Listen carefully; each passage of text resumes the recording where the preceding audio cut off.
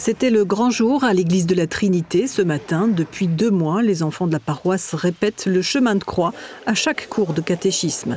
14 stations du Calvaire du Christ dont ils ont livré une interprétation, tout en costume et accessoires et avec leur pureté d'enfant. Je donne la croix à Jésus et ensuite je vais m'asseoir sur un autre banc et j'attends que Jésus vienne pour ensuite le clouter à la croix. La Bible raconte que le leader des chrétiens fut condamné à mort par Ponce Pilate. Le vendredi de son exécution, on remit une croix à Jésus, ce qui le fit tomber 3 fois.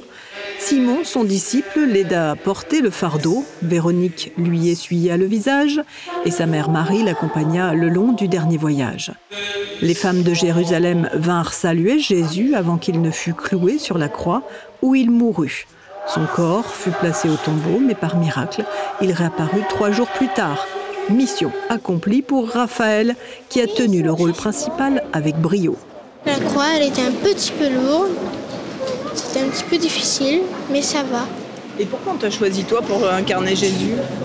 Parce que en fait, j'étais le seul qui voulait faire.